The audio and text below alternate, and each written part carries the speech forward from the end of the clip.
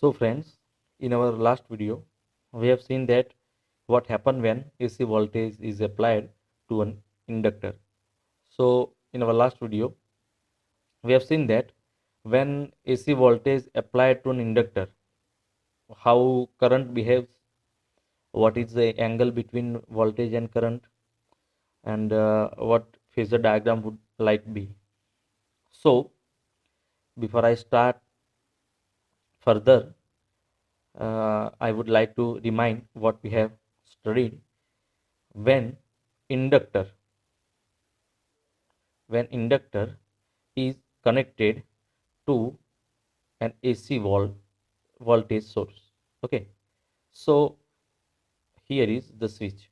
So when you connect inductor with the AC voltage source, we have AC voltage source V is equal to Vm, say Vm sine omega t. Okay, so this is the voltage source, and when we close the switch, and as soon as we close the switch, current start flowing through the circuit, but not just to its highest at the peak point. As we studied in the uh, the previous video, that current start increasing uh, gradually. Okay, and then it attains its maximum value just because of Lenz's law.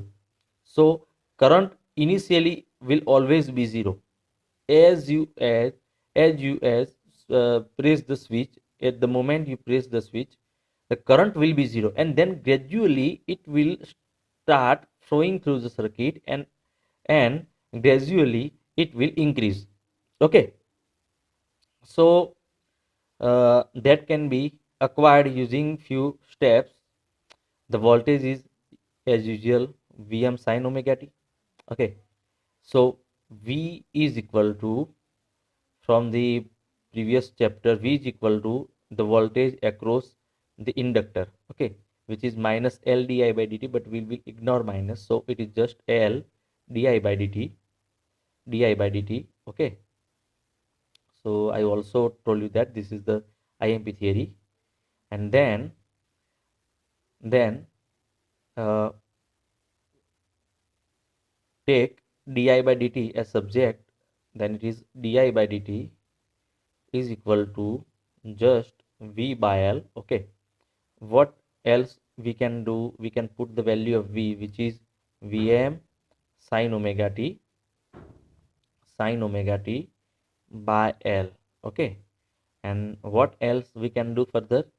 Then we can take dt on the right side, then it is di is equal to, take dt on the right side, then it is Vm sin omega t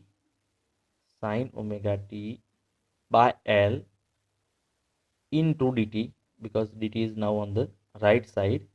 Okay, now take the integration both side, but we just keep Vm by L outside, so because they are constant outside the integration. And then the integration of di, which is always I, is equal to Vm by L, the integration of sin omega t, which is minus cos omega t. Okay, and the omega is in multiplication of t, a multiplication of with the t, then it will goes in the division. Okay, plus constant. Okay, constant can be written as capital C, but the constant will be zero. So it is very simple if we just don't mention it, because the constant will be zero in such circuits. So just forget the constant and this step. Then minus cos omega t here, this is to remember minus cos omega t. Okay, so you can simply remember it is sine omega t minus pi by 2, because in the conclusion we will understand the current will be lagged by pi by 2, so it is sine omega t minus pi by 2. So I is equal to Vm by omega L, and minus cos omega t can be replaced as sin omega t minus pi by 2. Okay, so here is your obvious question, why we just can't write the cos. આપણે અહીંયા cos કેમ ના લખી શકીએ અને સાઇનમાં આપણે એને convert કરવું પડે? કારણ કે આપણો વોલ્ટેજ છે ને એના અંદર સાઇન છે, તો આપણા કરંટમાં પણ સાઇન આવે ને તો ખબર પડે કે બંને ફંક્શન છે એના અંદર ફેઝ ડિફરન્સ કેટલો છે. એટલે આપણે હંમેશા કરંટમાં પણ સાઇન લાવીશું. વોલ્ટેજ કોસમાં હોય તો આ કોસમાં ચાલે. ઓકે, પણ આપણે ચેપ્ટરમાં આ રીતે છે. Now you remember the value, these values, they have significant meaning. They always shows the maximum current. So it is either can be written as maximum current Im sin omega t minus pi by 2. Okay, omega t minus pi by 2. તો અહીંયા Im છે કોની જગ્યાએ લખ્યું એ જરા તમારે ખાસ mention કરવાનું પણ રહે. where Im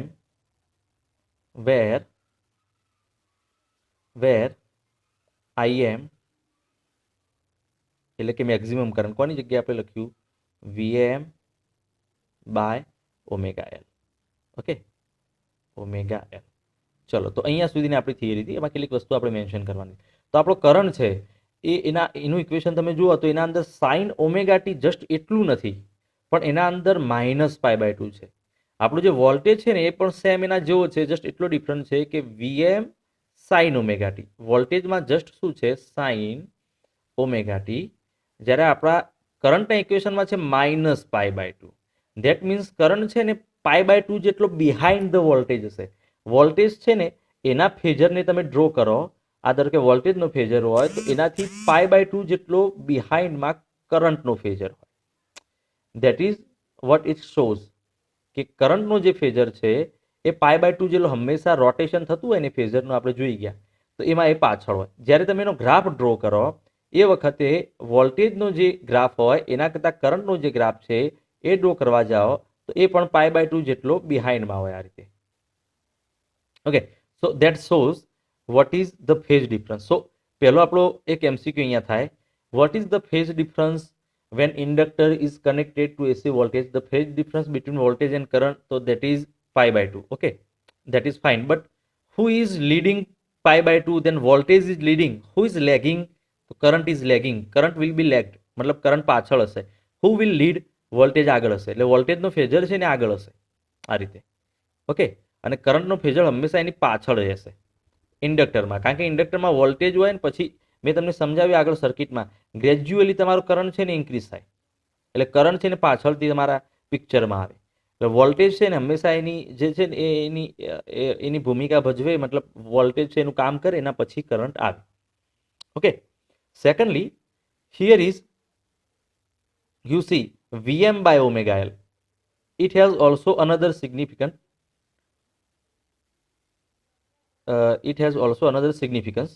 Vm by omega L. તો અહીંયા Vm by omega L, તો current I is equal to, તો આપણું ઓહ્મ્સ લો છે ને આ પરથી તમને ખબર હશે કે current will always be V by R. Ohm's law પ્રમાણે અત્યાર સુધી આપણે ભણ્યા એટલે એ પ્રમાણે શું થાય કે કરંટ એટલે હંમેશા વોલ્ટેજ બાય રેઝિસ્ટન્સ એ રીતે હોય. તો આ જે છે એમાં આપણે જરા આપણે જોવા જઈએ એની સાથે કમ્પેર કરવા જઈએ તો આ જે છે એમાં એવું લાગવું જોઈએ કે current I is equal to voltage by resistance. મતલબ આ જે ભાગ છે રેઝિસ્ટન્સ જેવો, એની એનાલોજી રેઝિસ્ટન્સ જેવી હોવી જોઈએ. મતલબ કે ઓમેગા એલ છે એનું કામ કંઈક રેઝિસ્ટન્સ જેવું હોવું જોઈએ. ઓકે, તો આ આપણા ઇન્ડક્ટરના કેસમાં એક ટાઈપનું રેઝિસ્ટન્સ છે. It is not exactly a resistance, but it is something like resistance. એટલે એને રેઝિસ્ટન્સ તો કહેવાય નહીં, it is something like the resistance, but it is not the resistance. તો ઇન્ડક્ટર છે એના કેસમાં જે રેઝિસ્ટન્સ જેવું કામ કરે, કરંટને જે સ્ટોપ કરવાનું કામ કરે એ વસ્તુ જે છે રેઝિસ્ટન્સનું કામ શું, કરંટને હંમેશા ઓપોઝ કરવું, એટલા સ્ટોપ કરવું અથવા તો એના માટે બેરિયરનું કામ કરવું. એ જે કામ છે એના જેવું જે ઇન્ડક્ટરના કેસમાં કરે એને કહેવાય રિએક્ટન્સ. તો આ જે છે એને કહેવાય ઇન્ડક્ટિવ રિએક્ટન્સ. આ જે આપણે લાસ્ટ ટાઈમમાં જોઈ ગયા. ઓકે, અને એના માટે આપણે બીજી સાઇન યુઝ કરી હતી XL. અથવા એને સિમ્પલ ઓમેગા એલ ના લખવું હોય તો શું લખી શકો? એક્સએલ, અને એનો યુનિટ થાય ઓમેગા, જસ્ટ લાઈક રેઝિસ્ટન્સના જેવી. ઓકે, ચલો તો આપણે આ જે ડિસ્કશન છે લાસ્ટ ટાઈમ કરેલી. હવે આપણે પાવર ઉપર આવીએ કે તમે જ્યારે ઇન્ડક્ટર છે એને તમે તમારા ઇન્ડક્ટર છે એને તમે વોલ્ટેજ સોર્સ સાથે કનેક્ટ કરો તો એ વખતે પાવર કેટલો યુઝ થાય. ચલો તો ધારો કે ઇન્ડક્ટર છે એને હું એસી વોલ્ટેજ સોર્સ સાથે કનેક્ટ કરું. ચલો અહીંયાથી એસી વોલ્ટેજ સોર્સ લઈ લો અને વાયરથી એને કનેક્ટ કરી દો. તો આપણે એ કેસમાં જોઈએ તો શું થાય? તો મિત્રો આપણે રેઝિસ્ટરના કેસમાં જે જોઈ ગયા એનાથી જરા અહીંયા ડિફરન્ટ વસ્તુ છે. જ્યારે તમે ઇન્ડક્ટરને વોલ્ટેજ સોર્સ સાથે કનેક્ટ કરો એ વખતે તમારો કરંટ છે એની અંદર ઓસિલેટ કરશે. ઓબ્વિયસલી આ રીતે ઓસિલેટ કરશે, clockwise, anti clockwise, just like the resistor. Okay, but inductor જે છે એનો કોઈ રેઝિસ્ટન્સ છે નહીં. આમ પર્ટિક્યુલરલી એનો કોઈ રેઝિસ્ટન્સ છે નહીં. એ ઇન્ડક્ટર એ રેઝિસ્ટન્સ નથી. Inductor it is just another device. ઇન્ડક્ટરનું કામ શું? તો ઇન્ડક્ટર જે છે એ એની અંદર જ્યારે કરંટ ફ્લો થતો હોય, ઇન્ડક્ટરના અંદરથી કરંટ ફ્લો થતો હોય, એક્ઝામ્પલ તરીકે આપણા ગ્રાફમાં આ રીતે કરંટ ઇન્ક્રીઝ થાય છે. ઓકે, એસી કરંટ છે આ રીતે ઇન્ક્રીઝ થાય છે. તો આપણી સર્કિટમાં કરંટ ઇન્ક્રીઝ થાય છે એ વખતે ઇન્ડક્ટરના આજુબાજુ એની અરાઉન્ડ મેગ્નેટિક ફિલ્ડ છે ઇન્ક્રીઝ થશે. ઓકે, તો કરંટ ઇન્ક્રીઝ થાય એની આજુબાજુ મેગ્નેટિક ફિલ્ડ ઇન્ક્રીઝ થાય અને એ તમારી જે એનર્જી છે, તમારી એનર્જી તમારા વોલ્ટેજ સોર્સે જે પ્રોવાઈડ કરી, એટલે કે એસી વોલ્ટેજ સોર્સે જે એનર્જી પ્રોવાઈડ કરી, એ એનર્જી જે છે એ તમારા કયા ફોર્મમાં સ્ટોર થઈ? તો મેગ્નેટિક ફિલ્ડના ફોર્મમાં સ્ટોર થઈ. એનર્જી કેટલી હોય? તો L is equal you is equal two energy you is equal two આપણે પ્રીવિયસ ચેપ્ટરમાં જોઈ કે half L i square. Okay, આ એનર્જી છે એ તમારા મેગ્નેટિક ફિલ્ડ, આની અંદર જે ઇન્ડક્ટરનું મેગ્નેટિક ફિલ્ડ છે એના અંદર સ્ટોર થઈ તમારી એનર્જી. કઈ એનર્જી? જે આપણા બેટરીએ સપ્લાય કરી હતી. તો કરંટ ઇન્ક્રીઝ થતો હોય એ વખતે એનર્જી આના અંદર સ્ટોર થાય. જ્યારે કરંટ ડિક્રીઝ થતો હોય એ વખતે જે એનર્જી છે એ તમારા વોલ્ટેજ સોર્સને પાછી મળે. એ વોલ્ટેજ સોર્સને પાછી મળે. અનલાઇક ઇન રેઝિસ્ટરના અંદર કેવું હોય કે રેઝિસ્ટર છે ને એના અંદર રેઝિસ્ટન્સ તો કરંટ છે ને એ એનર્જી છે ને કન્ઝ્યુમ કરવાનું કામ કરે. મતલબ એના અંદર જ્યારે કરંટ ઇન્ક્રીઝ થતો હોય, રેઝિસ્ટરના અંદર કરંટ ઇન્ક્રીઝ થતો હોય એટલે તમારો જે રેઝિસ્ટર છે એ એનર્જી કન્ઝ્યુમ કરે, વાપરી નાખે એને ટોટલી છે ને યુઝ કરી દે. જ્યારે કરંટ ડિક્રીઝ થાય એ વખતે એને વાપરી દીધી છે તો પાછી ના મળે. તો રેઝિસ્ટરના કેસમાં પાવર છે ને એના ઇક્વેશન આપણે લાસ્ટ આના પહેલા જોઈ ગયા. પણ ઇન્ડક્ટરના કેસમાં શું થાય? મેં કહ્યું પ્રમાણે કે જ્યારે કરંટ ઇન્ક્રીઝ થતો હોય તો તમારા જે વોલ્ટેજ સોર્સે એનર્જી તમને સપ્લાય કરી ઇન્ડક્ટરે, એ જ્યારે કરંટ ડિક્રીઝ થાય એ વખતે ઇન્ડક્ટર છે ને તમને પાછી આપે, તમારા વોલ્ટેજ સોર્સને પાછી આપે. મતલબ એ છે ને એનર્જી કન્ઝ્યુમ કરે નહીં. તો મતલબ યુઝડ પાવર કેટલો? તો 0 થાય. રેઝિસ્ટરના કેસમાં 0 આન્સર ના આવે. રેઝિસ્ટરના કેસમાં આપણે આન્સર જોઈ ગયા, P equal to half I M square R અને આઈ સ્ક્વેર આર ને બધા equation, half I square R ને બધા ઇક્વેશન જોઈ ગયા. તો રેઝિસ્ટર છે ને રિયલી પ્રેક્ટિકલી એનર્જી કન્ઝ્યુમ કરે, વાપરી નાખે. પણ ઇન્ડક્ટર છે ને એની જોડે રેઝિસ્ટન્સ છે જ નહીં. ઇન્ડક્ટર તો એનર્જી છે એ સ્ટોર કરવાનું કામ કરે. મતલબ કે જ્યારે કરંટ ડિક્રીઝ થતો હોય એ વખતે તમારા સોર્સને એનર્જી પાછી આપે. ઓકે, હવે જ્યારે ઓપોઝિટ ડિરેક્શનમાં જાઓ, એટલે ઓપોઝિટ ડિરેક્શનમાં જ્યારે કરંટ ઇન્ક્રીઝ થતો હોય એટલે ફરીથી આ બાજુથી કરંટ ફ્લો થતો હોય એ વખતે ફરીથી એનર્જી ઇન્ડક્ટરને મળે. અને જ્યારે કરંટ ડિક્રીઝ થતો હોય એટલે એનર્જી તમારા સોર્સને પાછી મળે. તો એનો મતલબ એવો થયો કે used power, the consume power or simply average power, તમારી સર્કિટનો એવરેજ પાવર કેટલો થાય? તો તમારો આન્સર આવવો જોઈએ 0. ચલો તો એ આપણે જરા પ્રૂવ કરીએ.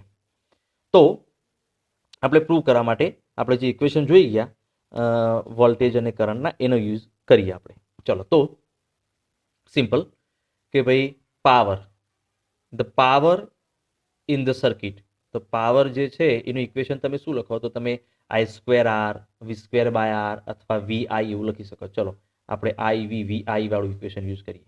ઓકે, તો તમારું જે છે સર્કિટ, વેઇટ જરા, તમારી જે સર્કિટ છે એના અંદર વોલ્ટેજ આ રીતે ચેન્જ થાય છે અને કરંટ છે ને π/2 માં છે એટલે આ રીતે ચેન્જ થાય છે. ઓકે, ચલો તો એની જે વેલ્યુ છે ને એસી વેલ્યુ આઈ અને વી એ મૂકીએ. અહીંયા એસી છે અહીંયા, બરાબર? એટલે મેં સ્મોલ લખ્યા. ફરીથી તમને સમજાવું. અહીંયા આગળ power, instantaneous power, power at any moment, at any instant, small I એટલે કે એસી કરંટ અને એસી વોલ્ટેજ. ચલો અહીંયાથી કેલ્ક્યુલેશન ચાલુ કરીએ. તો ઇઝ ઇક્વલ ટુ આઈ. તો આઈનું ઇક્વેશન આપણે ઇન્ડક્ટરના કેસમાં શું ઓબ્ટેન કર્યું? તો આઈનું ઇક્વેશન તમે શું લખ્યું? આઈએમ શું લખ્યું આપણે? સાઇન ઓમેગા ટી માઇનસ π/2 આવું ઇક્વેશન આપણે યુઝ કર્યું, રાઈટ? આ કરંટનું ઇક્વેશન હમણાં હાલ ઓબ્ટેન કર્યું. ઓકે, ચલો. અને વી એટલે વોલ્ટેજનું ઇક્વેશન, એટલે શું થાય? વીએમ, વેટ જરા, okay, VM sine omega T, sign omega T. Fine. ચલો, તો આ બંને જે આપણે કરંટ અને વોલ્ટેજનું ઇક્વેશન તો ફિક્સ જ છે. વીએમ સાઇન ઓમેગા ટી, કરંટનું ઇક્વેશન છે IM sine omega t minus π/2. Okay, sine omega t minus π/2 કોની જગ્યાએ આપણે યુઝ કર્યું? તો એ એકચ્યુઅલ ઇક્વેશન હતું માઇનસ કોસ ઓમેગા ટી નું હતું ને. સાઇન ઓમેગા ટી માઇનસ π/2, તો એ અધરવાઇઝ શું હતું? Minus cos omega T. તો ચલો, એની જગ્યાએ આપણે માઇનસ કોસ ઓમેગા ટી અત્યારે ફરીથી રીયુઝ કરીએ એને. ચલો, તો અહીંયા આગળ આ જે છે એમાં સાઇન ઓમેગા ટી માઇનસ π/2 ની જગ્યાએ આપણે શું લખીશું? Minus cos omega T. તો આપણું ઇક્વેશન શું થાય? માઇનસ આઈએમ છે as it is IM. Okay, આ વીએમ છે લખી દઈએ જરા, વીએમ. ચલો, આ સાઇન ઓમેગા ટી છે લખી દઈએ, sign omega T, sign omega T. ફરીથી સમજાવું તો એ પ્રમાણે જરા માઇનસને હાલ કાઢી દો. ચલો, આપણે શું કર્યું? હાલ આઈએમ છે તો લખી દીધું આઈએમ, વીએમ છે એને લખી દીધું વીએમ, સાઇન ઓમેગા ટી છે એને લખી દીધું સાઇન ઓમેગા ટી. અને આ જે છે ને સાઇન ઓમેગા ટી માઇનસ π/2 ની જગ્યાએ શું લખાય? તો એની જગ્યાએ શું કીધું મેં હાલ તમને? એની જગ્યાએ લખાય minus cos omega t. Okay, હમણાં હાલ મેં સમજાવ્યું. ઓકે, ચલો, હવે આ જે ઇક્વેશન છે એને 2 વડે મલ્ટીપ્લાય કરું અને 2 વડે ડિવાઈડ કરું. Okay, because I want specific result. તો આને મેં 2 વડે મલ્ટીપ્લાય કર્યું અને 2 વડે ડિવાઈડ કર્યું. Okay, then it is as usual. ચલો, હવે 2 sine omega t cos omega T એટલે સાઇન 2 ઓમેગા ટી. ચલો, યાદ કરવા માટે એવું લખું, 2 સાઇન થીટા. આપણે 11th પ્રોજેક્ટાઇલ્સમાં જોઈ ગયા આ equation. Cos theta, 2 sine theta cos theta. તો એનું ઇક્વેશન થાય સાઇન 2 થીટા. ઓકે, સો અહીંયા આગળ 2 sine omega t cos omega T. તો આની જગ્યાએ શું લખાય? Sign 2 omega T. 2 થીટા છે ને, 2 ટાઈમ્સ ધ એંગલ. તો એ રીતે આપણે લખવા જઈએ તો આપણું ઇક્વેશન શું થશે? ચલો, તો માઇનસ આઈએમ વીએમ બાય 2, ડિવિઝનમાં બાય 2 છે એ તો એઝ યુઝ્યુઅલ લખી દઈએ. પણ આ જે છે 2 sine omega t cos omega t એની જગ્યાએ લખીએ sign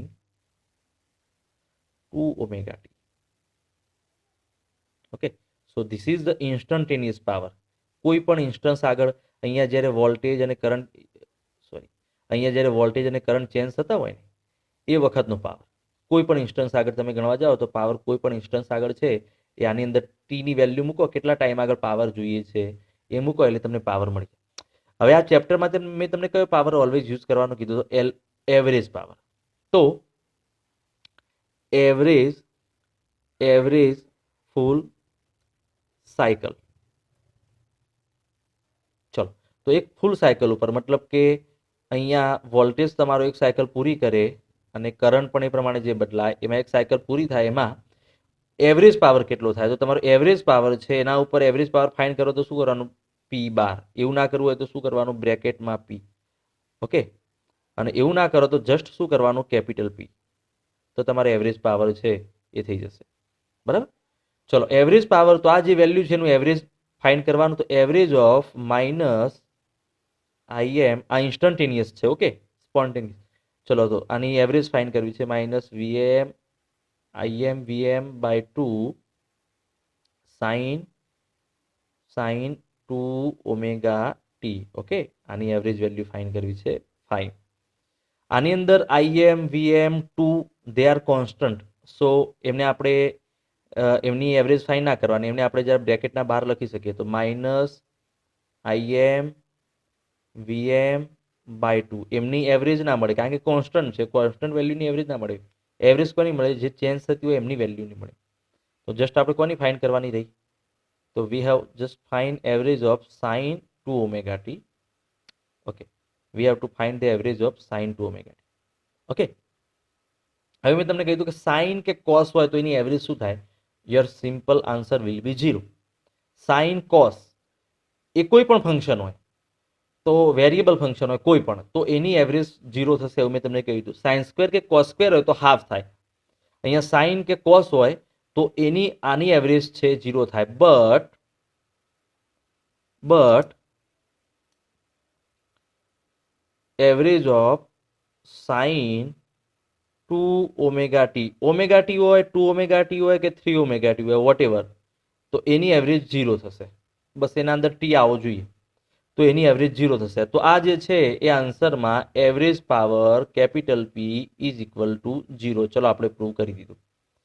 so the average power when inductor is connected to AC voltage source is 0. Why 0? તો એનું પહેલા મેં એક્સપ્લેનેશન આપી દીધું કે જ્યારે તમે ઇન્ડક્ટર છે એને વોલ્ટેજ સોર્સ સાથે કનેક્ટ કરો તો ઇન્ડક્ટર છે એ એની અંદર will store the energy in form of magnetic field. એના આજુબાજુ મેગ્નેટિક ફિલ્ડ છે, એના ફોર્મમાં એનર્જી સ્ટોર કરશે. જ્યારે કરંટ ડિક્રીઝ થશે એ વખતે તમને એનર્જી પાછી આપશે, but will not consume, will not use. તો એ જે છે એ આપણને અહીંયા આગળ આ જે પેજ નંબર છે એના ઉપર સમજાવ્યું છે. વન કેસ કરંટ ઇન્ક્રીઝ થતો હોય એ વખતે મેગ્નેટિક ફિલ્ડના ફોર્મમાં જે છે એનર્જી એ ઇન્ક્રીઝ થાય. ચલો આ રીતે કહેવા માંગે છે કે જ્યારે કરંટ ઇન્ક્રીઝ થતો હોય અહીંયા સુધી એ વખતે આ ફિગર મળે. જ્યારે કરંટ ડિક્રીઝ થતો હોય એ વખતે એ એનર્જી આપણને પાછી આપે. ઓકે, અને જ્યારે કરંટ 0 થઈ જાય એટલે એ વખતે એનર્જી પણ એની 0 થઈ જાય. બરાબર છે. પછી જ્યારે ઓપોઝિટ ડિરેક્શનમાં મેગ્નેટિક ફિલ્ડ છે અહીંયા જુઓ, તો એ વખતે ફરીથી ઓપોઝિટ ડિરેક્શનમાં કરંટ ફ્લો થતો હોય એટલે ઓપોઝિટ ડિરેક્શનમાં મેગ્નેટિક ફિલ્ડ ઇસ્ટાબ્લિશ થાય અને એનર્જી સ્ટોર થશે. જ્યારે કરંટ ડિક્રીઝ થાય એટલે પાછી મળશે. તો અહીંયા આગળ જે એવરેજ પાવર છે એ એવરેજ પાવર છે એક સાયકલ ઉપર એવરેજ પાવર છે 0 થશે. બરાબર. તો આ જે છે એને કહેવાય વોટલેસ કરંટ. અહીંયા આગળ જે કરંટ મળે છે ને એને કહેવાય વોટલેસ કરંટ. જરા યાદ રાખવાનું છે. This is called wattless current. ચલો, તો અહીંયા આગળ આપણી આઈએમપી થિયરી મેં લાસ્ટ ટાઈમ તમને કહી હતી એ પ્રમાણે કઈ થશે. તો અહીંયા આગળ ફ્રેન્ડ્સ તમે મને પૂછો એ વખતે હું તમને કહું એ પહેલાં તમે અત્યારે પણ લખી શકો કે આઈએમપી થિયરી થશે કે derive an expression for current or power when inductor is connected to AC voltage source. તો તમારે કરંટનું જે ઇક્વેશન છે એ કરંટનું ઇક્વેશન અહીંયા આગળ જે ડિરાઈવ કરી એટલું ડિરાઈવ કરવાનું છે, અને પાવરનું જે ઇક્વેશન છે અહીંયા આગળ જે મેં એક્સપ્લેનેશન આપ્યું જરા તમે ફરીથી એકવાર જોઈ લેજો. ઓકે, એ રીતે ડિરાઈવ કરવાનું છે. આન્સર તમારો પાવરનો 0 આપવો જોઈએ. ફર્ધરમાં એ લોકો એવું પૂછે કે ઓલ્સો ડ્રો VI ગ્રાફ. તો વોલ્ટેજ અને કરંટનો ગ્રાફ ડ્રો કરવાનો કે, અને તમને ફેઝર ડાયાગ્રામ ડ્રો કરવાનો કે. લાસ્ટ ટાઈમે તમને કહ્યું હતું ઇઝી ફેઝર ડાયાગ્રામ ડ્રો કરવો હોય તો આ રીતે જ્યારે ઇઝી ફેઝર ડાયાગ્રામમાં આવું કરવાનું છે. તમારે વોલ્ટેજ જે છે એને તમે એક્સ એક્સિસ એટલે કે હોરિઝોન્ટલ લાઈન ઉપર રાખજો. કરંટ છે એને આ રીતે π/2 પાછળ રાખવાનો.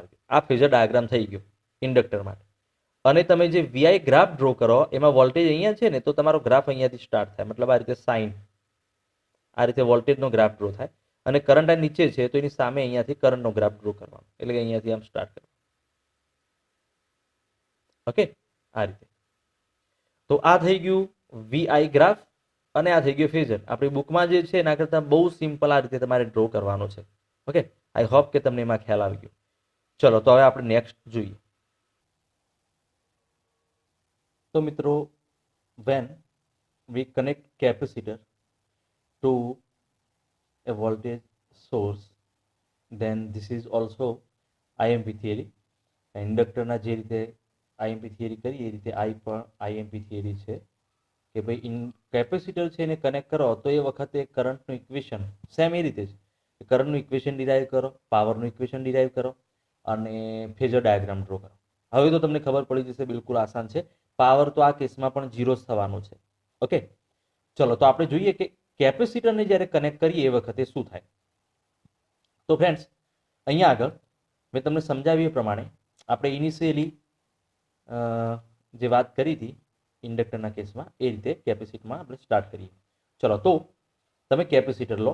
પહેલા તો એક વસ્તુ સમજી લો તો કેપેસિટર શું છે, તો અહીંયા બે પ્લેટ છે, પેરેલલ પ્લેટ કેપેસિટર.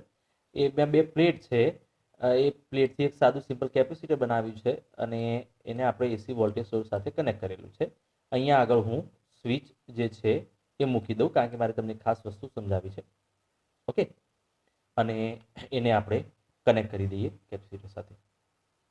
હવે ફ્રેન્ડ્સ, અહીંયા આગળ જે એસી વોલ્ટેજ સોર્સ છે એ V equal to VM sin omega T દર વખતના જેમ આ વખતે પણ એ રીતે જ છે. ઓકે, અહીંયા આગળ આપણે સ્વિચ પણ મૂકેલી છે. તો હવે તમે જરા આ વસ્તુ છે ને ઇમેજાઇન કરો, તમને જરા કેટલો ખ્યાલ આવે છે. ચલો માની લો કે તમે વોલ્ટેજ સોર્સ સાથે અહીંયા આગળ કેપેસિટર કનેક્ટ કરી અને તમે સ્વિચ જસ્ટ ઓન કરી એટલે એ વખતનો time t equal to 0 time. Okay, જે વખતે તમે સ્વિચ ઓન કરો એ વખતે તમારો જે વોલ્ટેજ છે એ કેપેસિટરને મળી જાય, મતલબ એને સપ્લાય મળવાનો ચાલુ થાય. હવે કેપેસિટર છે ને એના ઉપર હાલ કોઈ ચાર્જ નથી, there is no charge on the plates of capacitor. તો આ વખતે કેપેસિટરમાં કરંટ છે ને મેક્સિમમ ફ્લો થશે. માની લો કે આ ડિરેક્શનમાંથી કરંટ ફ્લો થાય છે, સાયકલ આપણી આ પ્રમાણે છે, આ બાજુ પોઝિટિવ છે, આ બાજુ હાલ નેગેટિવ છે. તો આ બાજુ કરંટ જે છે ફ્લો થવાનો સ્ટાર્ટ થશે અને મેક્સિમમ કરંટ આમાંથી ફ્લો થશે આપણી સર્કિટમાંથી. એટલે કરંટ છે ને મેક્સિમમ ફ્લો થશે. કેમ? કારણ કે કેપેસિટર પર જે કોઈ ચાર્જ નથી હાલ. સમજ્યા તમે વાતને? હાલ કોઈ ચાર્જ નથી તો કરંટ મેક્સિમમ ફ્લો થશે. તમે ગ્રાફ ડ્રો કરવા જાઓ તો કરંટ છે ને મેક્સિમમ હશે. Okay, current I versus time t નો ગ્રાફ ડ્રો કરવા જાઓ. હવે જેમ ટાઈમ પાસ થાય એ પ્રમાણે કરંટ આની અંદરથી ફ્લો થાય છે, તો આ પ્લેટ ઉપર પોઝિટિવ ચાર્જ ઇન્ડ્યુસ થવાનો ચાલુ થશે, આના ઉપર એક્યુમ્યુલેટ થવાનું થશે એટલો ને એટલો નેગેટિવ ચાર્જ. તો જેમ ટાઈમ પાસ થાય, as time passes there is a less and less room for the charge. મતલબ કે હવે ચાર્જ માટે ઓછી જગ્યા થશે. ચાર્જ માટે જગ્યા ઓછી થાય એનો મતલબ શું કે હવે વધારે ચાર્જ આના ઉપર સ્ટોર થશે ને ધીમે ધીમે કરંટ પાસ, જે મેક્સિમમ કરંટ પાસ થયો ને એટલે આના ઉપર સ્ટોર ચાર્જ થઈ ગયો. એટલે હવે ટાઈમ સાથે આના અંદર ફ્લો થતો, સર્કિટમાં ફ્લો થતો કરંટ છે એ ડિક્રીઝ થશે. એટલે ધીમે ધીમે આના અંદરનો જે કરંટ છે ને એ ડિક્રીઝ થશે. ઓકે, કરંટ ડિક્રીઝ થાય તો એ વખતે હવે કેપેસિટરમાં જેમ ટાઈમ પાસ થાય એ વખતે કરંટ ડિક્રીઝ થતો જાય અને આના કેપેસિટર પૂરેપૂરું ચાર્જ થઈ જાય તો કરંટ 0 થઈ જાય પછી. ઓકે, અને એ વખતે ધેર ઇઝ નો કરંટ. અને પછી કેપેસિટર પર શું ઇસ્ટાબ્લિશ થઈ જાય? વોલ્ટેજ. કારણ કે બંને પ્લેટો ઉપર પોઝિટિવ ચાર્જ અને નેગેટિવ ચાર્જ આવ્યો તો આ બંને પ્લેટો ઉપર વોલ્ટેજ, એટલે વોલ્ટમીટર તમે કનેક્ટ કરો તો વોલ્ટમીટર છે તમને વોલ્ટેજ બતાવશે. તો પહેલા જ્યારે તમે સ્વિચ ઓન કરી તો પહેલા શું મળ્યું? વોલ્ટેજ કે કરંટ? તો તમે કહેશો પહેલા કરંટ મેક્સિમમ થાય. કરંટ છે પહેલા ફ્લો થાય. કરંટ પહેલા ફ્લો થાય તમારી સર્કિટમાં મેક્સિમમ કરંટ ફ્લો થાય અને કેપેસિટર ચાર્જ થઈ જાય. જેમ કેપેસિટર ચાર્જ થાય પછી વોલ્ટેજ આવે. તો અહીંયા તમે જોશો તો અહીંયા આગળ voltage will be leading π/2 to the voltage. એટલે અહીંયા કરંટ છે ને π/2 જેટલો આગળ આવશે. ઇન્ડક્ટરમાં શું કરીશું તો અને પછી જે છે એટલે આપણે ઇન્ડક્ટરમાં જોયું હતું કે કરંટ છે ને એ પાછળ હતો, અહીંયા આગળ કરંટ આગળ આવશે, વોલ્ટેજ પાછળ આવશે. ચલો તો આનું ઇક્વેશન છે એ આપણે જોઈએ. એટલે એકચ્યુઅલી અહીંયા આગળ હાફ અવરનો વિડીયો થઈ ગયો છે. તો ચલો આ કેપેસિટર છે એની ડિસ્કશન અહીંયાથી આપણે સ્ટાર્ટ કરીશું નેક્સ્ટ વિડીયોમાં, બરાબર? તો કાલે સન્ડે છે, કાલે સન્ડેમાં કેપેસિટર અને મોસ્ટલી મોટાભાગનું આપણે કવર કરી દઈશું.